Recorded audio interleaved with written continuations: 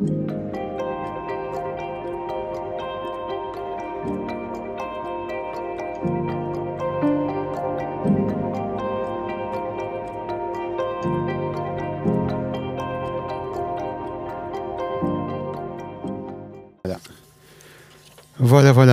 Donc, mais moi, par évidemment, je ne suis pas comme mes collègues, un chercheur ou un professeur. Je suis un clinicien, vraiment. Je fais que de la clinique. Donc, comme Juan l'a dit au début, je suis psychiatre et j'ai eu l'occasion de faire la formation de psychologue du sport en même temps que Damien, par ailleurs. Et donc, j'ai travaillé tout un temps dans un centre qui s'appelle Charleroi Sport Santé, où on accompagne des sportifs. Et donc, je travaillais sur les aspects, normalement, de préparation mentale. Et puis, comme j'étais psychiatre, en fait, on m'a refilé tous les gens déviants, les grands toxicos dans le sport, les grands toxicos au sport, tous les problèmes d'anorexie. Donc, finalement, je me suis retrouvé à faire de la psychopathologie générale chez le sportif, plutôt que de la psychologie du sport à proprement parler. Et c'est dans ce cadre-là que j'ai eu l'occasion de rencontrer effectivement quelques patients. Et vous allez voir que les constatations cliniques vont tout à fait dans le même sens que celles de la recherche et de la réflexion théorique. La première chose que je voulais dire par rapport à ça, par rapport aux questions qui sont venues tout à l'heure, c'est que j'ai suivi quelques personnes dont je pense qu'elles étaient dépendantes au sport, mais je n'ai jamais eu de demande « Bonjour, je viens vous voir parce que je suis dépendant au sport et je veux arrêter ». Ça n'est jamais arrivé. Alors, dans les quelques cas que j'ai eu de problèmes, je pense que c'était des problèmes de dépendance au sport, c'était très majoritairement des demandes de l'entourage. Je pense à deux choses pour commencer tout de suite avec une vignette clinique. Je pense à une maman qui vient avec son fils qui fait de la musculation et elle ne vient pas parce qu'il trouve qu'il fait trop de musculation. Donc elle me dit, voilà, moi c'est 20 heures de muscu, passe encore. Mais alors là, moi je n'en peux plus. Tous les repas sont foutus. Il vient nous faire peser tout. Il veut savoir combien il y a de protéines dans chaque machin. Je n'en peux plus. Donc ça fait tout de suite un lien avec les troubles alimentaires qui ne sont pas toujours de l'anorexie dans la clinique, qui sont comme ça de l'hyper-contrôle.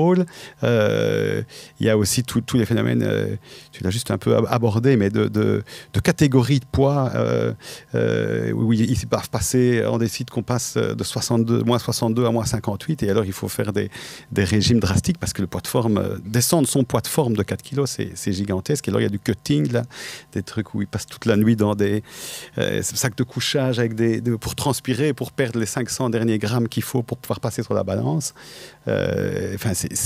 Quand ils vous racontent ces histoires qui sont tout à fait banales dans le milieu du sport de haut niveau, on ouvre des yeux comme ça, hein, c'est vraiment hallucinant. Donc là, la maman me dit, moi je vous amène mon fils parce que j'en peux plus, tous les repas sont gâchés, qu'il aille faire ses 20 heures de musculation, je m'en fous, mais qu'il ne nous gâche pas tous nos repas avec ses bêtises, on ne mange pas gras à la maison, il peut bien manger la même chose que nous. Et donc c'est pour ça qu'elle m'amène ce gamin qui effectivement était dans un truc un peu de dysmorphophobie, pour le coup, qui se trouvait jamais assez musclé, qui voulait... C'est pour ça qu'on appelle aussi la dépendance au sport la bigorexie, hein, en opposition justement à l'anorexie, le fait de vouloir être plus big et plus grand, plus gros. Ou bien un autre cas clinique, c'est dans ce centre de sport santé, un des médecins du sport avec qui je travaillais autour de la préparation multidisciplinaire de sportifs m'appelle en me disant, écoute, là j'ai sous les yeux la prise de sang de quelqu'un qui est censé être mort. Voilà, c'est une catastrophe. Elle est anémique au dernier degré. Ses reins sont complètement foutus. Son foie est mort. Voilà, je t'envoie cette dame donc qui fait des ultra trails tous les 15 jours. Je t'envoie cette dame. Si tu ne l'empêches pas de faire du sport, elle est morte dans un mois. Voilà. Salut. Hein. Donc, dans les deux cas, c'était pas une demande pour bonjour, je suis dépendant au sport ou bonjour, mon fils est dépendant au sport. C'était des demandes qui avaient attrait à toute autre chose. Ce que je mets en parallèle, puisque c'est le sujet du colloque, avec les demandes pour les dépendances, où on a souvent des demandes qui viennent de l'entourage en disant voilà, monsieur, il se contente très bien de boire sa bouteille de whisky et de rester devant la télé. C'est madame qui nous l'amène en disant faites quelque chose, il est alcoolique. Donc, c'est vrai qu'il y a des parallèles à faire de ce côté-là. Les seuls cas où c'est la personne qui demandait, mais c'est de nouveau pas par rapport à la dépendance au sport, c'est les sportifs blessés, des sportifs, et donc c'est toujours moins des sportifs, dans ces cas-là, des sportifs amateurs, les sportifs blessés, qui alors sont effectivement dans des situations de dépression psychiatrique claire et qui demandent alors à être suivis, non pas pour leur dépendance au sport, mais pour les signes dépressifs, avec comme seule idée de recommencer au plus vite, puisque c'est le meilleur traitement qu'ils ont pu trouver pour cette dépression. Toute la question étant alors dans ce cas-là, et on va l'aborder un petit peu, est-ce que la dépression était avant la pratique du sport et que le sport est venu compenser un espèce d'état dépressif de personnalité un peu mélancolique qui se compense par le sport, ou à l'inverse, est-ce que c'est la pratique du sport qui est habituée à fonctionner avec des hauts niveaux d'endorphines etc. et qui, quand on arrête, alors on se retrouve en manque véritablement physique de toutes ces hormones. Ça, c'est une question qui est importante pour le clinicien. Alors, la dépendance, parce que en fait, j'ai tiré ces dias d'un exposé plus large sur la dépendance et le sport, et donc où j'aborde aussi les questions de la dépendance dans le sport. Donc, mais il y avait des choses qui étaient importantes. Donc, la dépendance au sport, c'est surtout dans ma pratique un problème pour les sportifs amateurs. Évidemment, c'est difficile de dire, comme on disait, chez les sportifs professionnels, il y a tellement de déviations des normes en termes d'heures de pratique, en termes d'alimentation, en termes de consommation de produits. C'est très difficile de savoir, par exemple, quand un sportif a commencé à se doper, parce qu'ils prennent tellement de trucs qu'au bout du compte, ils ne savent pas vous dire « Oh, ben, le premier jour, je me suis dopé ». C'est ça, ils ont toujours eu l'habitude de prendre plein de trucs. Donc, il y a un effacement de la norme dans la pratique sportive professionnelle qui fait que c'est parfois difficile, évidemment, de faire coller des syndromes cliniques de la population, je veux dire, générale. D'une manière générale, les sportifs de haut niveau ont des taux d'addiction élevés, des taux, comme disait Damien, de burn-out et d'anxiété extrêmement élevés, bien plus élevés que dans la population générale. Et alors, le moment clé, pour je le dis juste en dessous, c'est la fin de carrière. Hein, ça, les sportifs en fin de carrière, sportifs professionnels en fin de carrière, c'est très difficile. Donc, la pratique intensive du sport est corrélée à des taux importants d'addiction. On tourne toujours dans la même chose. Et donc, le mécanisme de la dépendance est toujours identique. Je ne vais pas vous faire l'affront de tout vous réexpliquer, et d'autant que je suis à côté d'éminents spécialistes. Mais moi, c'est juste cette question, comme clinicien, hein, donc j'imagine que mes collègues auraient plein de choses à redire sur la simplicité de ces schémas pour expliquer que chez les personnes dépendantes, on tourne dans un circuit de la récompense avec les questions de craving. On tourne en boucle et on perd toute la partie du contrôle cortical. Moi, ça, je montre ça aux gens dans ma pratique pour dire tiens, est-ce que vous vous reconnaissez là-dedans? Est-ce que quand vous êtes parti là pour votre sport, est-ce que vous avez l'impression que c'est quelque chose que vous voulez, ou est-ce que c'est quelque chose qui vous échappe et que vous êtes juste dans une espèce d'appétence pour ça sans qu'il n'y ait plus aucune réflexion possible? Donc voilà, c'est sûrement des schémas qui sont simplifiés et un peu simples pour nos collègues spécialistes, mais qui, voilà, pour le clinicien, permet de prendre compte, parce qu'on va y revenir aussi, de cet élément du contrôle qui est pour moi un élément central quand j'essaie de comprendre la situation de quelqu'un qui est dans une pratique de sport intensive, voire pathologique. Bon, et donc pourquoi? Donc c'est de nouveau, c'est pas ici moi je suis pas pour faire un exposé, je parle vraiment comme clinicien. Et donc ce sont des éléments que j'essaie de repérer là quand je suis face à des gens. Donc vous allez voir que ça rejoint à peu près ce qu'on a dit avant. D'abord l'addiction comme moyen de gestion du stress social principalement, parce que c'est une addiction, faire beaucoup de sport est beaucoup mieux reconnu socialement que boire beaucoup d'alcool, sauf dans certaines circonstances bien spécifiques. Mais donc, c'est quelque chose qui est reconnu socialement. On va plus facilement mettre sur son profil Facebook, pour revenir à ça, qu'on a été courir 40 km qu'on a bu 2 caisses de whisky. Donc, c'est le stress, donc l'addiction. Donc, j'essaie de repérer, comme ça, dans la clinique, ce que signifie cette pratique du sport. Et souvent, les gens répondent, quoi, vous préférez que je sois dans mon fauteuil à rien faire, à regarder la télé? Donc, pour justifier une pratique qui est trop intensive ou que l'entourage vit assez mal. Alors, il y a des problèmes, effectivement, donc de dysmorphophobie, que j'appelle complexe d'Adonis par hélénophilie, et de culte de la performance, donc lien là avec l'anorexie, y compris pour la dysmorphophobie. Moi, je vois ça chez des garçons qui pratiquent la musculation, pas tellement effectivement dans cette anorexie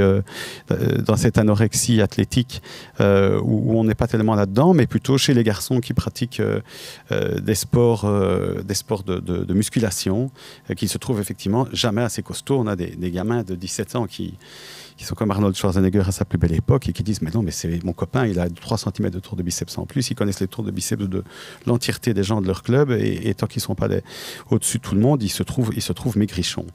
Alors, on en a parlé aussi, j'essaie de comprendre, quand je suis face à un patient, la dimension compulsive, et c'est du geste sportif répétitif. Moi, dans ma pratique, alors je ne sais pas, on n'en a pas parlé avant, mais je serais intéressé d'avoir l'avis de mes collègues là-dessus. Les dépendances au sport, c'est souvent avec des sports à gestes répétitifs. Tu parlais du basket tantôt, moi, c'est souvent donc course à pied, musculation et vélo, à peu près les seules situations que j'ai pu rencontrer, avec des gens qui expliquaient que voilà, vous savez, docteur, je pars, je suis stressé, et puis j'ai fait 1 kilomètre, là, et j'ai l'impression que tout se relâche, que de faire tout le temps le même geste, de plus devoir réfléchir, tout d'un coup, mon cerveau déconnecte. Et c'est ça qui me fait du bien, et c'est ça que je vais chercher. C'est ce moment où, à force de faire un geste automatique sans devoir réfléchir, pouf, tout retombe comme ça.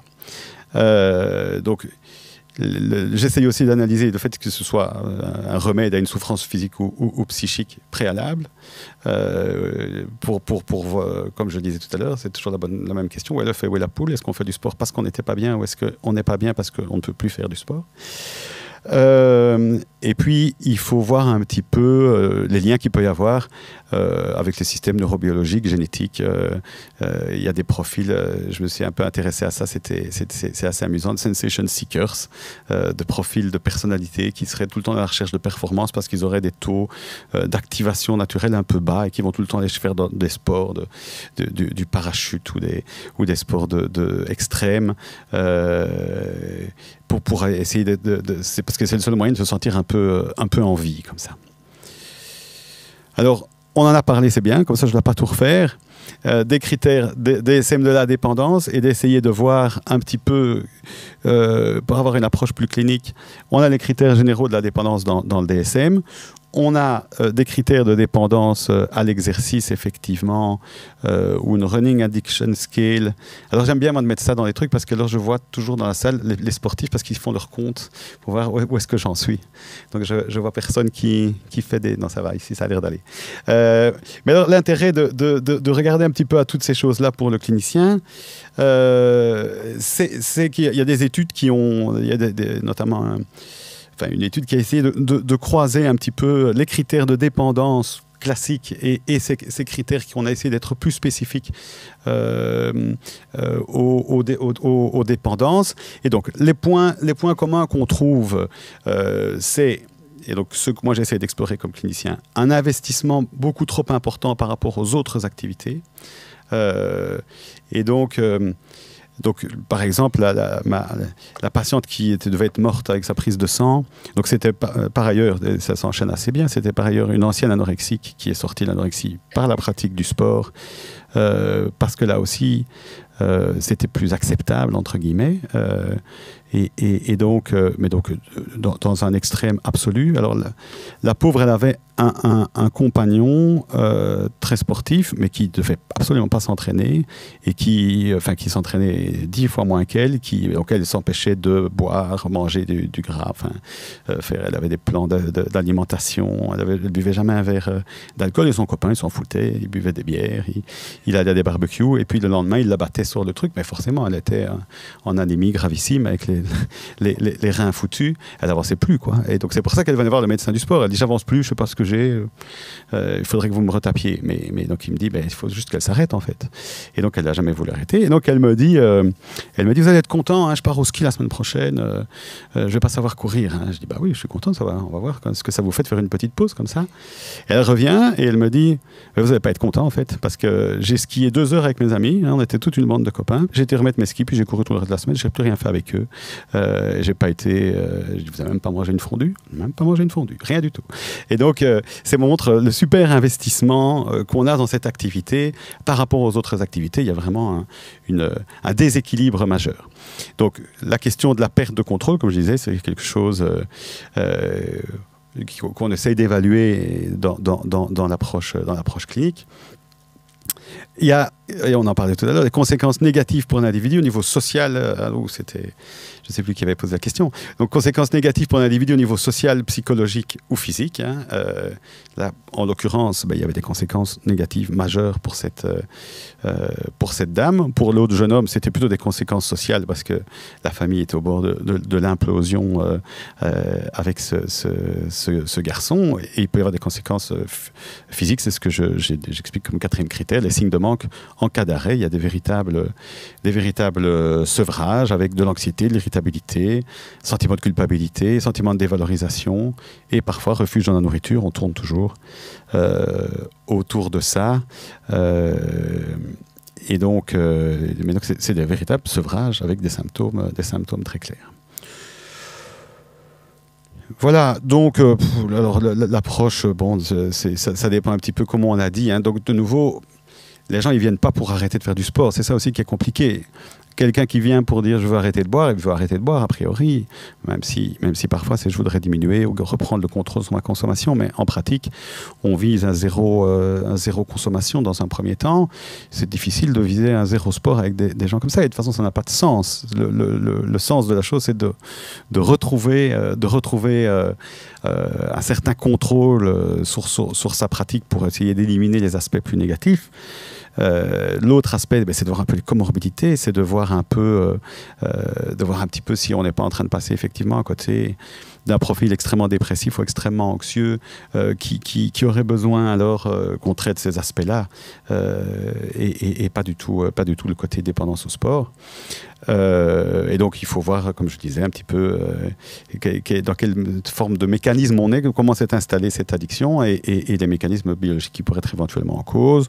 On essaie de repérer les facteurs déclenchants. On essaye d'encourager des stratégies qui réduisent la fréquence et la sévérité du comportement. Donc, de nouveau, on est dans quelque chose de plus qualitatif. Donc, thérapie de groupe. Mais alors, voilà, un peu, effectivement, comme pour l'anorexie ou les dépendances. Et donc, diverses techniques comportementales. Donc, pour retrouver des moyens de contrôle, améliorer éventuellement l'image de soi quand on a cet aspect de dysmorphophobie ou de reconnaissance sociale via la pratique du sport, l'amélioration des compétences sociales. Parce que, comme on disait tout à l'heure, il y a beaucoup de pratiques de dépendance au sport qui sont effectivement plutôt solitaires, notamment chez les patients qui ont eu des antécédents d'anorexie. On essaie de voir comment l'analyse fonctionnelle du comportement, faire de la restructuration cognitive et les entraînements aux habiletés sociales. Donc, c'est pas si peu fréquent en soi. Donc, quand on est... Mais ici, je présente souvent ça à des médecins du sport ou à des kinés. Et donc, c'est intéressant dans la pratique d'interroger ces sportifs sur l'aspect addictif de la pratique, et surtout si on voit qu'il y a des facteurs de risque, surtout si on pense qu'il y a, par exemple, des comorbidités. Intérêt à interroger toujours les sportifs qu'on rencontre sur les autres possibles conduites addictives, anorexie, jeu, beaucoup on a vu ça avec les scandales des paris truqués, que beaucoup de joueurs de foot, notamment, étaient très addicts au jeu.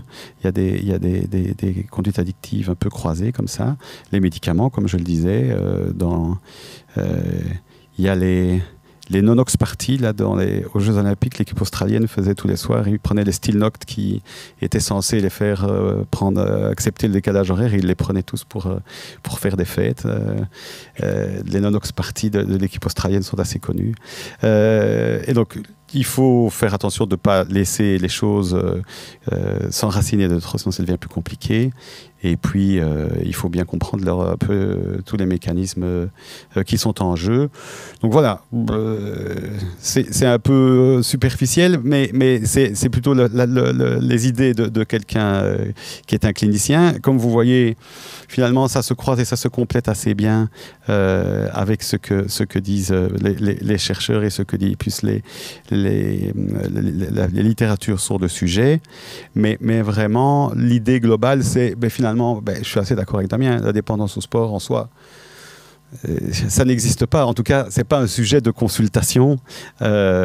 C'est sans doute un facteur à prendre en compte d'une manière plus large, parce que c'est très croisé avec d'autres, avec le stress, l'anxiété, d'autres dépendances, l'anorexie. Et donc, ça doit être très difficile pour vous d'arriver effectivement à limiter le périmètre précisément de ce que pourrait être une addiction au sport. Moi, j'essaie surtout de voir des aspects en tant que clinicien, des aspects pratiques, fonctionnels. Ça embête la vie des gens, ça leur provoque des difficultés relationnelles, personnelles, physiques. Et c'est sur ces aspects-là que je travaille, plus que sur les aspects à proprement parler addictifs. Voilà, merci pour votre attention.